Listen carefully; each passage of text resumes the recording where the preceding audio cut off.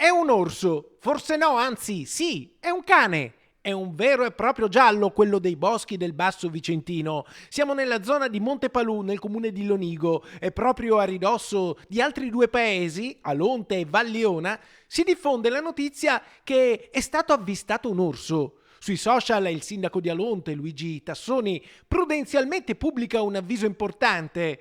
Questa mattina è stata segnalata la presenza di un orso di media taglia. Si invita tutta la popolazione alla massima cautela ed attenzione, precisando che in caso di incontro si consiglia di evitare movimenti bruschi, di non gridare e possibilmente di mantenere la calma e rimanere immobili, allontanandosi molto lentamente. In ogni caso, avvisare il 112.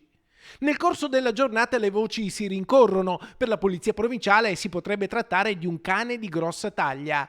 In effetti, guardando le foto, questo più che un orso è un cane, non ci sono dubbi. Per la precisione, un bovaro delle Fiandre. Per avere però la certezza che nella zona non ci siano orsi, sono state piazzate le fototrappole. Per ora si attende. Entro domani dovremo avere un comunicato delle forze dell'ordine che stanno verificando e sapremo quindi se si tratta effettivamente di un orso oppure, come tutti speriamo, di un equivoco oppure di uno scherzo di cattivo gusto di un cane di grossa taglia. Io spero e propendo per la seconda ipotesi perché già siamo in allarme per caprioli e per cinghiali.